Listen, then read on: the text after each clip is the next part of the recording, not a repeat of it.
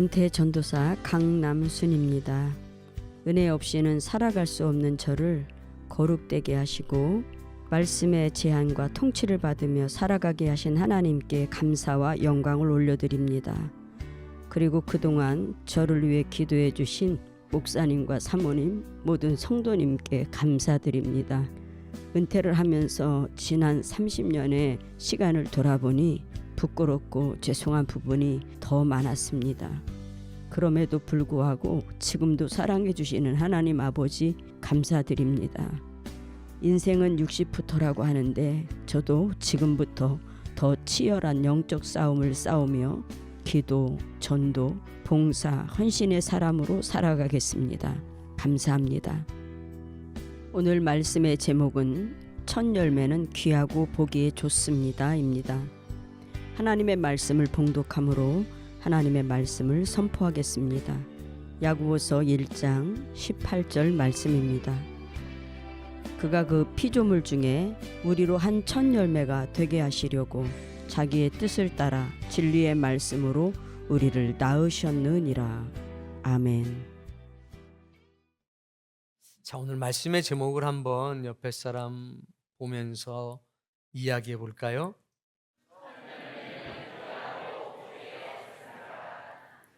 자, 그럼 그 첫 열매에다가 당신은 첫 열매입니다 이렇게 해가지고 자기 언어로 한번 먼저 해주시고 또 듣고 또 해주시고 할 수 있겠죠?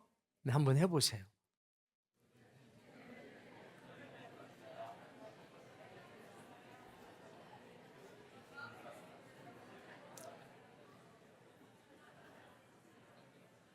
오늘 사랑하는 모든 성도님들은 첫 열매입니다. 그래서 여러분들은 귀합니다. 그리고 하나님 보시기에 좋습니다. 그 은혜를 꼭 누리길 바랍니다. 자, 귀함과 좋음의 차이를 혹시 아십니까? 귀함은 대체가 불가능하기 때문에 귀한 겁니다. 그 수가 많지 않고 아주 적기 때문에 귀한 겁니다. 그래서 귀하다 할 때는 대체가 불가능한 존재구나 이렇게 느끼셔야 합니다. 귀하다 했을 때는 그 수가 많지 않고 굉장히 적다. 보시기에 좋았다? 이거는 결과일 뿐만 아니라 과정 전체를 얘기하는 겁니다. 저기부터 시작해서 쭉 저쪽까지 시작해서 마칠 때까지 출발해서 도착할 때까지 그 모든 여정과 과정이 참 좋구나. 그래서 보기에 좋은 거는 결과이기도 하겠지만 그 모든 과정에 그 포커스를 맞추고 있다는 것을 기억하셔야 합니다. 국화옆에서라고 하는 그 서정주 시인의 시를 제가 하나 읽어드리겠습니다. 한 송이 국화꽃을 피우기 위해 봄부터 서쪽새는 그렇게 울었나 보다.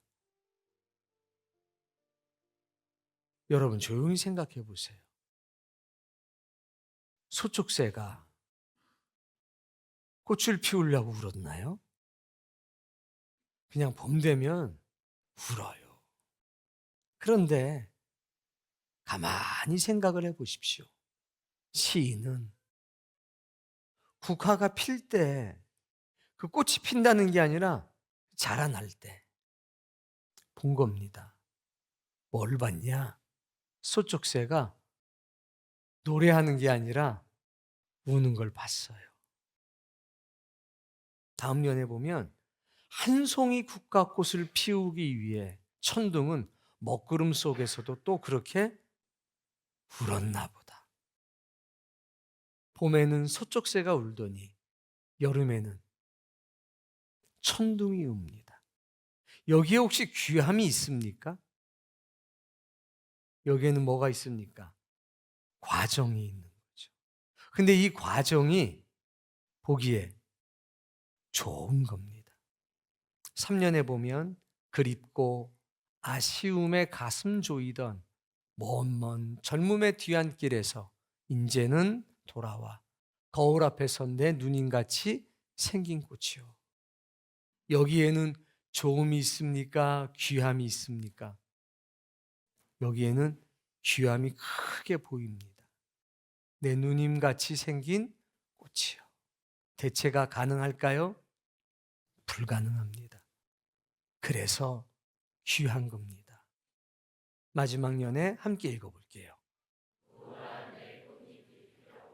한밤에 무서리가 저리 내리고 내게는 잠도 오지 않았나 보다. 자, 여기에는 결과가 있습니까? 여전히 과정이 있습니까? 과정이 있죠. 그래서 좋은 겁니다. 국화꽃 하나가 이 시에는 사실 잘 보이질 않습니다. 보셨어요? 굳이 표현하자면 내 누님과 같은 꽃, 내 누님과 같이 생긴 꽃, 그것 외에는 국화 옆에 선데 계속 어떤 이야기가 지속되냐면 과정에 관한 이야기. 근데 그 과정이 어떻답니까? 너무 아름다운 겁니다. 너무 보기에 좋은 겁니다. 여러분, 우리가 정말 하나님의 첫 열매가 된다면 그 첫 열매 속에는 구약의 선지자들의 눈물과 땀이 들어있다는 거 아십니까? 우리가 만약 하나님의 첫 열매라면 거기에는 신약의 모든 성도들의 그리고 사도들의 피와 눈물과 땀이 묻어 있다는 것 아십니까? 구약의 선지자들과 신약의 사도들의 울음이 오늘 모든 교회와 사랑하는 하나님의 성도들과 첫 열매가 되어버린 하나님의 사람들에게 묻어 있다는 생각을 해보신 적은 없습니까? 오늘 여러분이 하나님 앞에 첫 열매가 될 때에 이런 19절에 하나 턱 붙을지도 모릅니다. 내 주님과 같이 생긴 꽃이요. 혹은 바울을 닮은 열매요. 선지자들의 흔적이, 노아의 흔적이 묻어있는 사람이요. 이런 식구가 여러분에게도 하나가 레떼르처럼 탁 붙을 수도 있지 않겠느냐는 겁니다. 마지막 그 첫 열매가 되기 위한 영혼의 절규와 몸부림, 밤을 새워 울부짖으며 기도하는 그 절규의 기도가 오늘 여러분의 인생에 있기를 바랍니다. 그래서 첫 열매는 귀합니다. 왜? 대체가 불가능하기 때문입니다. 그리고 첫 열매는 하나님 보시기에 좋습니다. 왜? 그건 어느 날 갑자기 딱 생겨난 게 아니라 창세로부터 지금까지 계속되었던 하나님의 귀한 역사의 흔적이 모두 담겨져 있기 때문입니다. 때때로는 봄에 화사함도 있을 것 같지만 때때로는 여름에 천둥치고 비바람 피는 그 혹독한 환경이 있을 법도 싶지만 결국에 우리는 예수 그리스도의 흔적을 얻게 되고 결국에 우리는 구약과 신약의 모든 믿음의 조상들 혹은 선진들의 흔적을 우리의 삶과 생명 속에서 발견하게 될 것입니다. 그게 지금 내 옆에 앉아있는 사람에게서 보여야 되는데 한번 보세요. 이사야 선지자의 모습이 그에게 있는지 120년 동안 방주를 지었던 노아의 손바닥과 같은 손바닥이 그에게 있는지 마치 낙타 무릎이라고 불렸던 야고보의 그 눈물 흘린 그 무릎의 기도가 지금 내 옆 사람에게는 있는지 우리의 눈망울 속에 겟세마네 동산에서 밤을 새워 기도하시던 주님의 흔적이 있는지 우리는 서로의 모습 속에서 그 흔적을 찾아야 합니다. 그리고 내 누님과 같이 생긴 꽃이요, 내 주님과 닮은 아무개요, 내가 사랑하고 내가 닮기를 원했던 누구를 닮은 꽃이요, 열매요, 성도요, 신자요. 지금 한번 해주십시다. 옆에 계신 분에게 진심으로.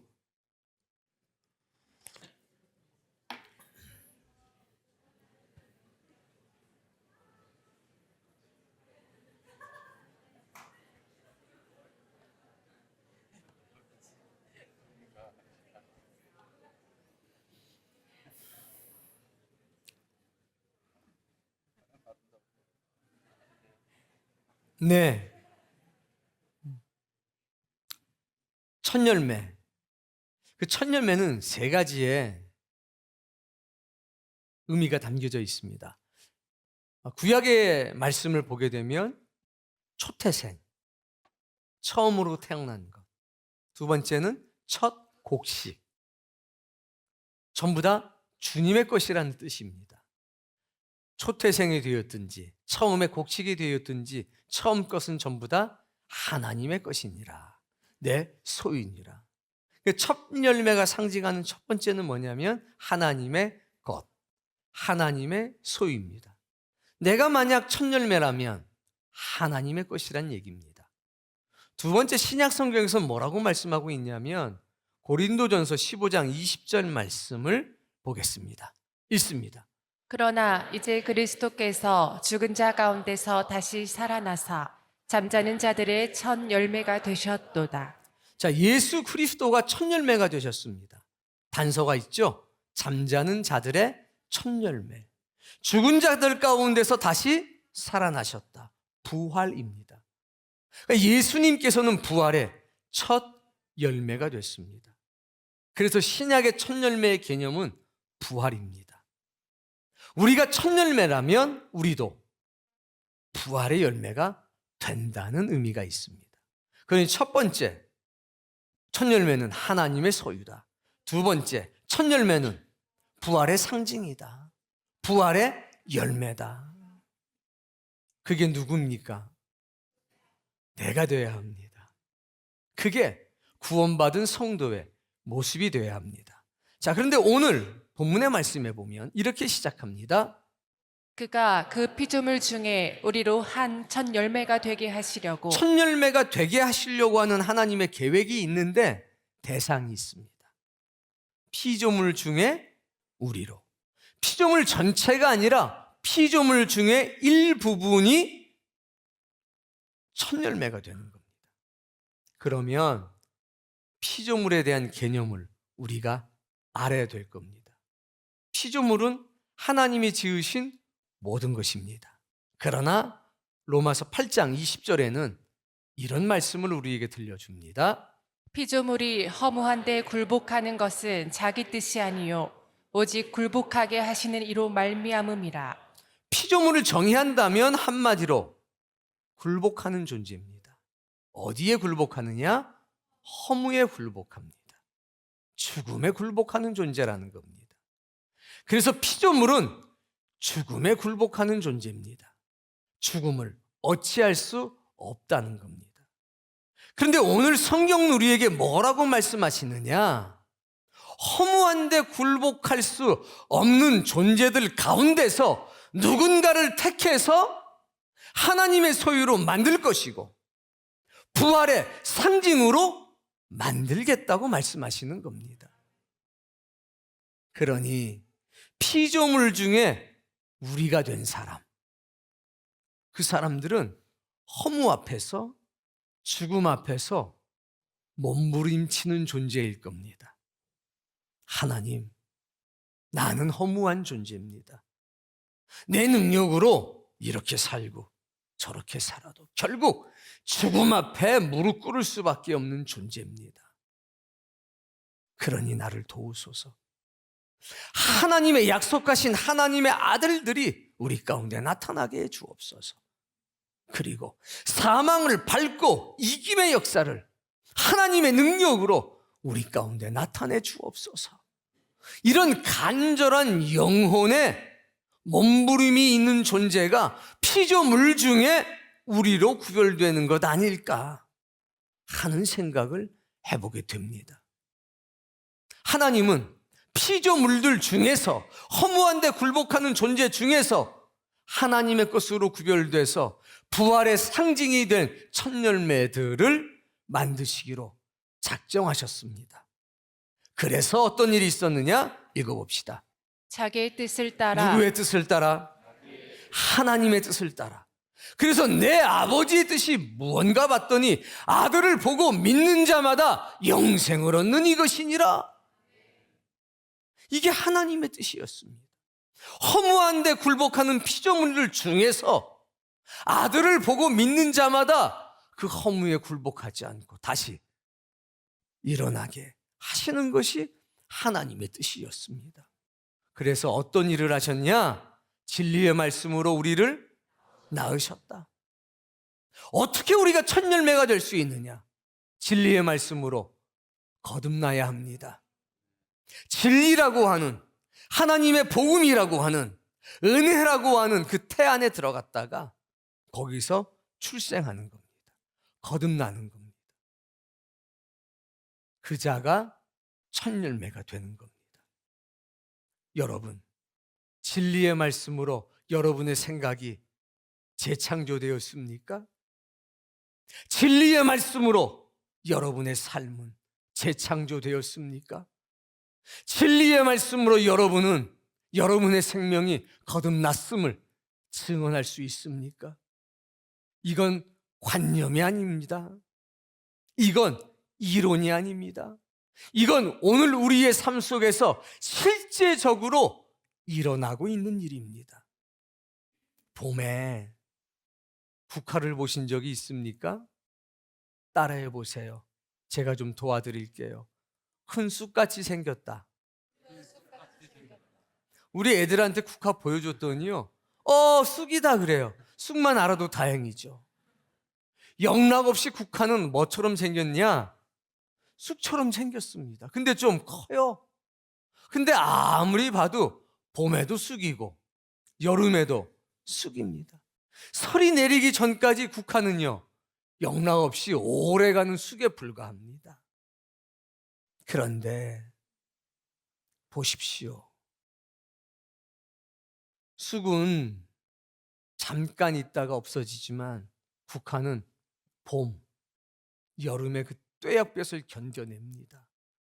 그리고 찬설이가 내리는 그 순간 하나님의 신비가 나타나지요. 뭔가 딱딱한 것들이 나오기 시작하더니 그 딱딱한 것들이 벌어지기 시작하더니 서리를 맞으면 그것이 아름다운 꽃이 됩니다. 하나님의 사람이 그와 같습니다. 하나님의 사람도 소쪽새의 울음소리, 그런데 별로 달라지는 거 없는 것 같아요. 천둥의 울음소리, 별로 달라지는 게 없는 것 같아요. 그러나 된설이 맞으면서 무언가 극적인 변화가 나타나기 마련입니다. 선지자들의 눈물과 피와 땀은 교회에 흐르고 있습니다. 사도들의 피와 눈물과 땀은 여전히 십자가의 은혜 속에서 교회 가운데 흐르고 있습니다. 부정할 수가 없죠. 그런데 왜 나는 열매가 되지 못하는가? 혹은 그것이 더디게 일어나는가? 된설이 안 맞아서 그렇습니다. 된설이를 피해 숨어 살기 때문에 그렇습니다. 처절하게 자신을 부정하는 노란 내 잎이 피려고 간밤에 무서리가 저리도 내리고 내게는 잠도 오지 않았나 보다. 고뇌의 터널을 지나가면서 나는 왜 이렇게 못났나? 나는 왜 이렇게 나만 알고 살아가나? 나는 언제나 예수 그리스도의 형상을 입어 살까? 나는 언제나 주의 말씀이 생명의 능력이 돼서 내 인생을 주장하게 될까? 어찌하면 나는 하나님의 말씀을 따라 사는 존재가 될까? 언제나 나는 고난의 측면에서, 시련의 측면에서 피하지 않고 그걸 당당하게 받아들이는 사람이 될까? 언제는 나는 십자가의 부정의 역사를, 내 육신을, 내 욕심을 그 십자가에 박아버리는 자기 부인의 삶을 살게 될까? 찬송을 하면서, 기도를 하면서 영혼의 뜬밤을 지새우는 그런 경험이, 그런 시간이 마지막 그 꽃잎을 피우게 되는 것 아닐까요? 우리 옆에 분들에게 그런 시간을 갖고 있냐고 한번 물어봐 봅시다.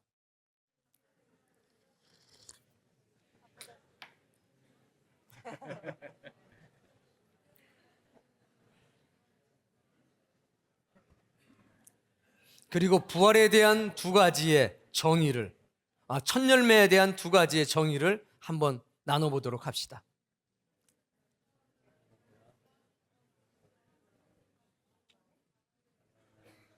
첫 열매는 뭐다? 첫 열매는 뭐다?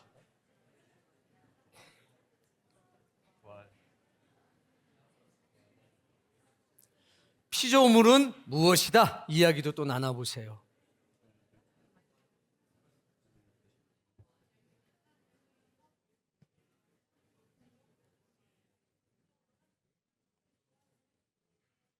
잘하셨어요.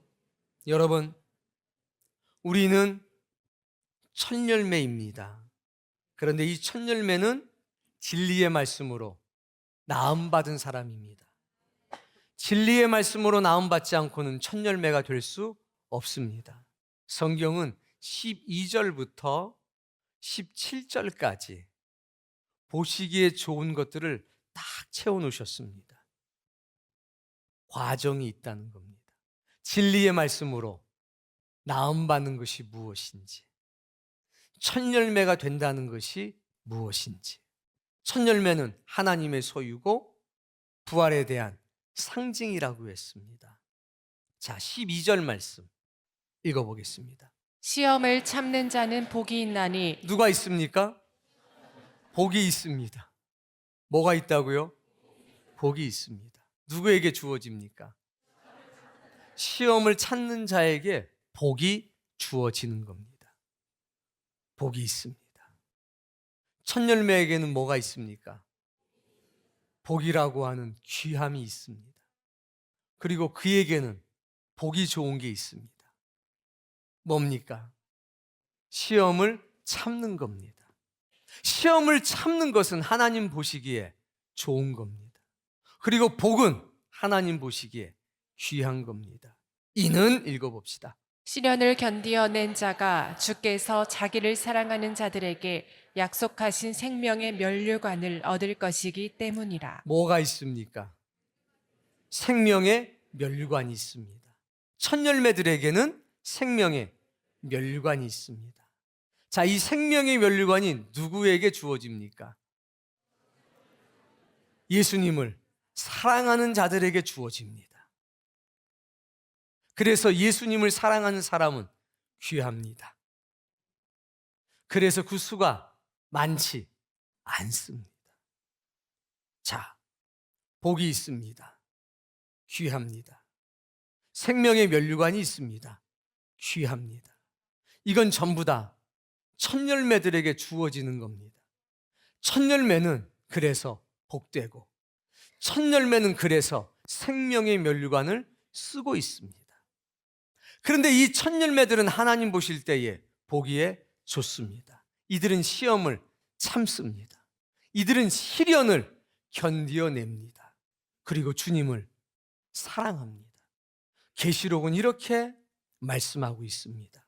네가 작은 능력을 가지고서도 내 말을 지키며 내 이름을 배반하지 아니하였도다. 무슨 얘기입니까? 이게 예수님 사랑하는 겁니다. 능력이 많고 커서가 아닙니다. 첫 열매는 능력 많은 사람 아닙니다. 주님을 미치도록 그리워하고 사모하고 사랑하는 사람들입니다. 비록 능력이 작아도 그 작은 능력을 가지고서도 주님의 말씀을 지킵니다. 주님의 이름을 배반하지 않습니다. 그래서 야고보서 1장 12절 말씀은 하나님 보시기에 귀하고 좋은 것들이 가득 차 있습니다. 진리의 말씀으로 낳으셨다? 그 나음받은 사람들은 시험을 참는 자입니다. 그들은 시련을 견디어내는 겁니다. 어떤 시험이고 어떤 시련일까요? 따라해 봅시다. 말씀대로 살기 위한 고통. 말씀대로 살기 위한 고통. 말씀대로 살아가기 위한 고통입니다. 하나님의 뜻대로 살기 때문에 겪게 되는 외부로부터 오는 단련이 있다는 거죠. 어려움이 있다는 겁니다. 여러분, 먹고 사는 것 때문에 얻는 고통 말고 크리스천이나 불교 신자나 무신론자나 누구나 겪게 되는 인생고 말고 내가 정말 하나님의 뜻대로 살기 위해서 주의 말씀을 지키기 위해서 겪는 어려움이 있냐 이겁니다. 그것이 있는 자가 복이 있고 그것이 있는 자가 약속하신 생명의 면류관을 얻는다는 겁니다. 첫 열매는 하나님 보시기에 좋은 것들이 가득하다니까요.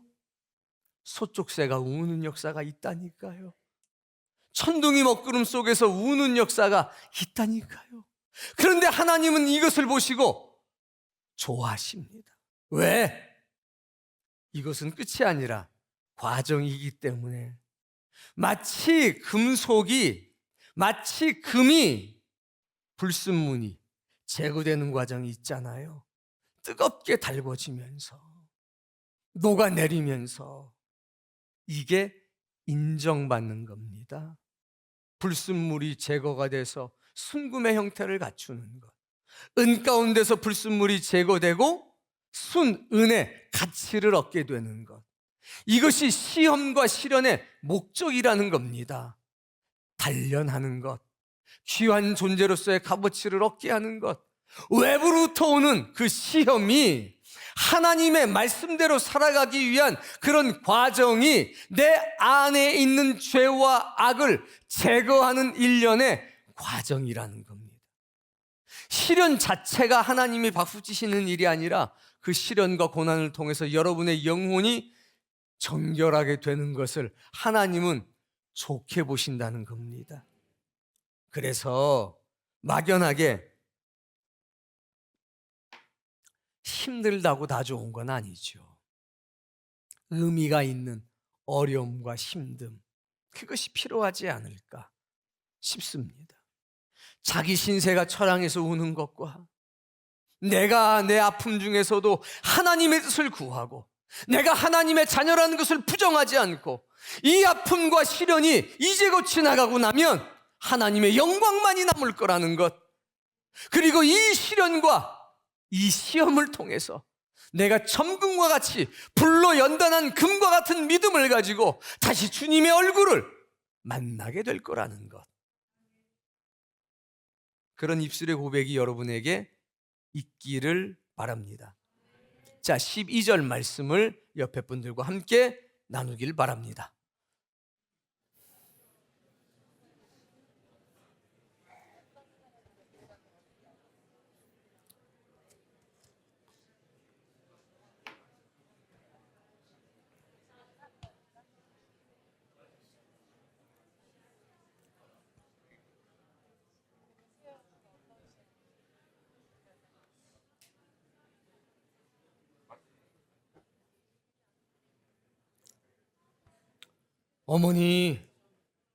어머니는 귀해요.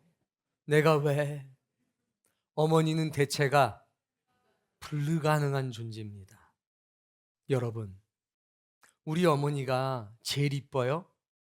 객관적으로? 우리 어머니가 이성이나 감성이 제일 나아요? 우리 어머니가 정말 인자해요?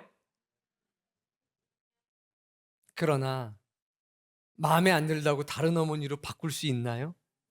바꾸고 싶어요? 나를 제일 사랑하는 분은 그 쭈글쭈글한 그 어머니예요. 그 성질 별로 안 좋은 그 어머니가 날 제일 사랑해요. 나 아플 때 인자한 옆집 아주머니가 날 지켜준 게 아니라 그 성질 좀 안 좋은 어머니가 울며 불며 나 지켜줬어요. 죽을 거 몇 번 살리셨습니다. 하늘엔 하나님이 계시다면 땅에는 어머니가 있어요. 뭐 아버지도 있을 수 있겠지만 제가 아는 대부분의 아버지는 그 와중에 자더라고요. 어머니 치고 자신분을 제가 못 봤어요. 아이고, 우리 아버지는 어머니 대신에 뭐 특별한 분이니까 잘해주세요. 귀해요. 그래서 대체 불가능해요. 김 집사님 귀한 분입니다. 하나님은 김 집사를 다른 걸로 대체하기를 원하지 않으셔요. 바꿀 수가 없어요. 잘나서요? 첫열매 치고 제대로 된 게 어디 있습니까?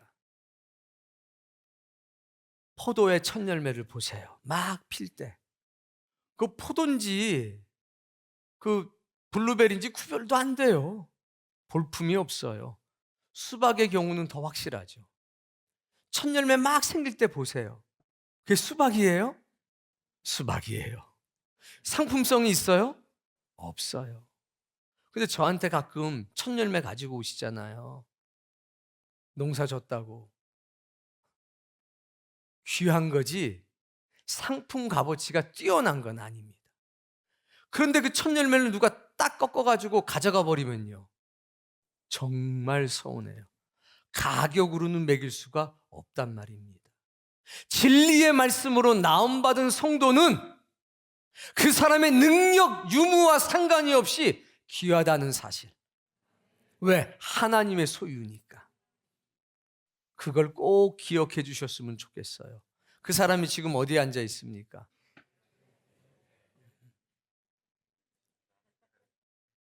그 얼굴을 보세요. 첫열매가 될 상인가? 그리고 첫열매는 하나님 보시기에 좋습니다. 그래서 시련이라고 하는 봄, 시험이라고 하는 여름, 무서리가 내리는 혹독한 훈련 가운데 놓여져 있습니다. 그리고 선지자들의 울음소리가, 통곡소리가 그의 영혼에 항상, 사도들의 울부짖음이, 헌신의 그 뜨거운 열정이 그의 영혼 속에서 쑥처럼 보이지만, 그런데 어느 순간 혹독한 시련과 환난 속에서 자신의 영혼과 삶을 부정하는 기도 속에서 피게 될 겁니다. 그 순간 바울을 닮은 모습이 나오고, 노아의 모습이 나오고, 에녹의 모습이 나오고, 어느 순간에는 예수 그리스도의 모습도 슬쩍슬쩍 비춰지게 될 겁니다. 그게 첫열매입니다. 사랑하는 성도님, 오늘 여러분은 여러분의 영혼 속에 어떤 소망을 담고 사십니까? 지금 우리는 어떤 계절과 시절을 보내고 있습니까? 첫열매에 대한 달콤함? 좋습니다. 그러나 지금 우리는 봄, 여름, 가을 중 어떤 계절을 지나고 있다는 사실을 잊지 마십시오. 그리고 쑥처럼 보이지만 쑥이 아니라는 사실을 기억하십시오. 그리고 지금 겪는 시험의 의미를, 시련의 의미를 확실하고 분명하게 하십시오. 인간은요, 고난받기 위해 태어났다고 했습니다. 그러나 고난의 의미가 다릅니다. 하나님의 사람에게 고난은 그 의미가 다릅니다. 우리는 흙으로 만들어져서 흙으로 돌아갈 수밖에 없습니다. 그래서 육의 속성은 언제나 우리를 어디에 머무르라고 합니까? 땅에 머무르라고 합니다. 그런데 우리는 흙으로만 지어지지 않고 예수님께서 제자들에게 뭐라고 그랬습니까? 성령을 받으라. 하나님은 흙으로 지어진 아담에게 어떻게 하셨습니까? 하나님의 생명을 불어넣어 주셨습니다. 그래서 오늘 우리는 흙의 성질만 있는 게 아니라 하나님의 생기, 예수님께서 우리에게 불어넣어 주신 성령님, 그 생명이 우리에게 있습니다. 그래서 우리의 영은 어디로 돌아가려고 하느냐? 하늘로 돌아가려고 합니다. 내 영은 어디로? 하늘로 돌아가려고 하고, 흙의 속성은 땅으로. 이게 날마다 싸워요. 이게 전 너무 감사합니다. 흙으로 만들어진 사람은 그런 갈등과 영적 전쟁이 없습니다. 그냥 흙에 취해서 흙으로 돌아가리라 끝나는 겁니다.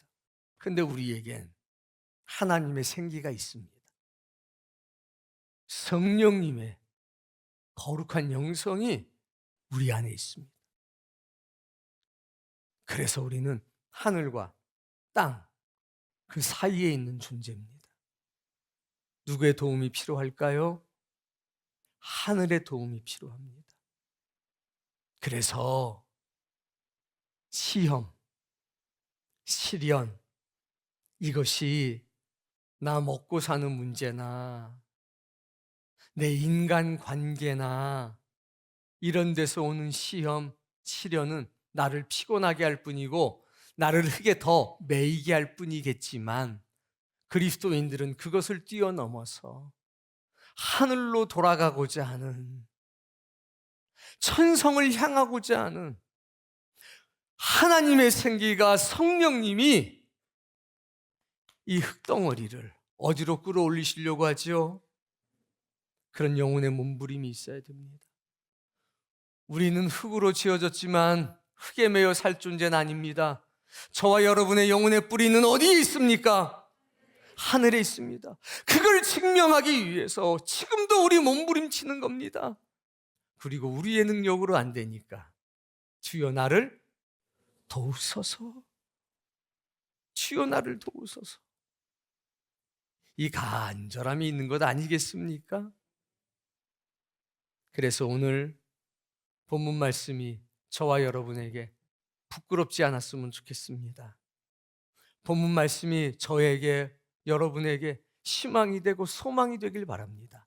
본문 말씀, 그가 그 피조물 중에 우리로 한 첫 열매가 되게 하시려. 하나님께서 허무한데 굴복하는 모든 것들 중에 어떤 이들은 넌 내 소유가 됐어, 너는 부활의 첫 열매가 돼야 돼, 택정한 사람이 있다는 겁니다.